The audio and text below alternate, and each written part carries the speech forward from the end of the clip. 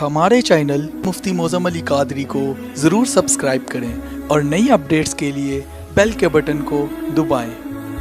بسم اللہ الرحمن الرحیم ان اللہ وملائکتہ یصلون علی النبی یا ایھا الذین آمنوا صلوا علیہ وسلموا تسلیما۔ درود شریف پڑھیے۔ الصلاۃ والسلام علیک یا سیدی یا رسول اللہ وعلی آلک واصحابک یا حبیب اللہ۔ الصلاۃ والسلام علیک یا نور من نور اللہ وعلی آلک واصحابک یا خاتم النبیین۔ حمد و صلوات کے بعد آج کے درس کا موضوع ہے ذکر موت، یعنی موت کو یاد رکھنا۔ وہ کسی شاعر نے کہا تھا کہ ہم اس طرح کے لوگ ہیں کہ ایک لمحے کا اعتبار نہیں مگر 100 لمحات کا سامان اکٹھا کیے ہوئے ہیں، اور ہر بندہ دنیا میں ایسے رہ رہا ہے جیسے اس نے کبھی مرنا ہی نہ ہو۔ اللہ پاک نے قرآن میں ارشاد فرمایا کل نفس ذائقۃ الموت، فرمایا ہر ذی روح نے موت کا ذائقہ چکھنا ہے۔ آپ توجہ فرمانا، اکثر مسائل میں اختلاف ہو جاتا ہے۔ مثلا ایک بندہ کہتا ہے نماز میں آمین آہستہ کہیں، دوسری پارٹی کہتی ہے نہیں بلند آواز سے کہیں۔ ایک کہہ رہا ہے ہاتھ ناف کے نیچے باندھیں تو دوسرا کہہ رہا ہے نہیں سینے کے اوپر ہاتھ باندھیں، تیسرا کہہ رہا ہے نہیں کھول کے پڑھیں۔ اختلاف ہو جاتا ہے۔ اور پھر کچھ دائرہ کار ایسا ہے کہ جہاں مسلمانوں کا آپس میں اختلاف نہیں ہوتا، مثلا لا الہ الا اللہ پر سارے مسلمان متفق ہیں، وہ اہل سنت ہوں، اہل حدیث ہوں، تشیع ہو، دیوبند ہو۔ لیکن جب اسلام سے باہر جائیں گے تو پھر ہندو اس بات کے قائل نہیں ہے، سکھ اس بات کے قائل نہیں ہے، ستارہ پرست اس بات کے قائل نہیں ہے لا الہ الا اللہ۔ یعنی پھر جب دین سے باہر جائیں گے تو لا الہ الا اللہ پر بھی اختلاف بن جائے گا۔ یہ موت ایک ایسی چیز ہے جس پر نہ کسی مذہب کو کوئی اعتراض ہے، نہ کسی مسلک کو کوئی اعتراض ہے۔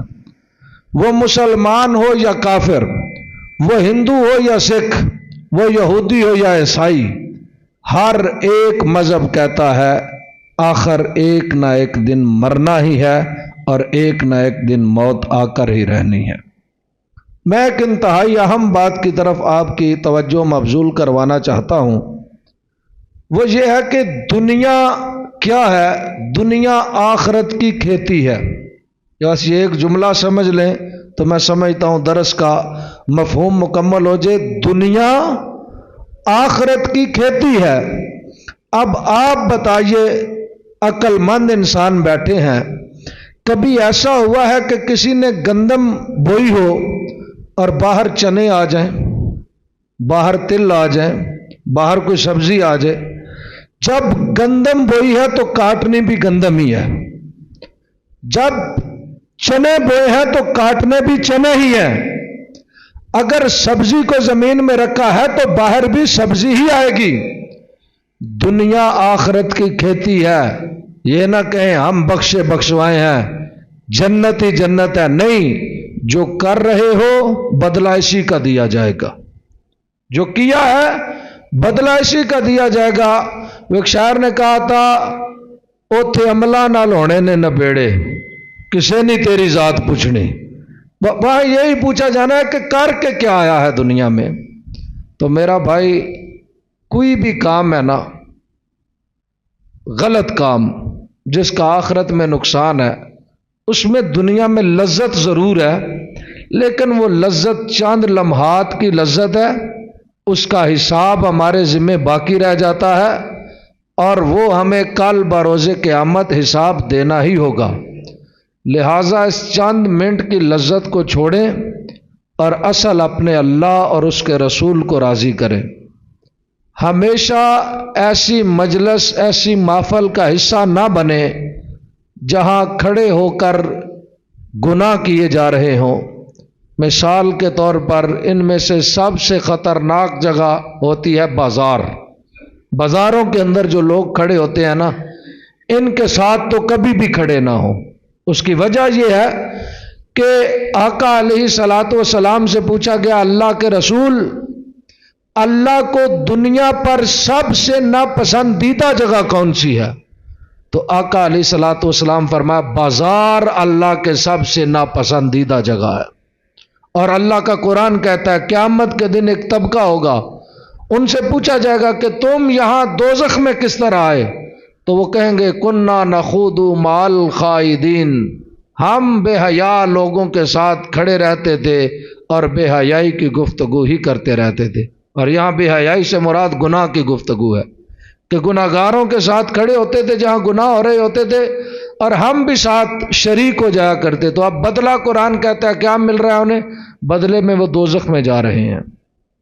اب آپ درس ختم ہوا، بس نتیجتاً ایک بات کہتا ہوں، انسان کو اپنے جسم سے وفا کرنی چاہیے۔ اگر مچھر زیادہ ہونا تو وہاں بیٹھنا مشکل ہو جاتا ہے، گرمی زیادہ ہونا تو وہاں بیٹھنا مشکل ہو جاتا ہے، ہم شور ڈالتے ہیں۔ پنکھا ہونا چاہیے، جس کے پاس پنکھا ہے وہ کہہ رہا ہے اے سی ہونا چاہیے، اور جس کے پاس کچھ نہیں وہ کہہ رہا ہے کم از کم سایہ تو ہونا چاہیے۔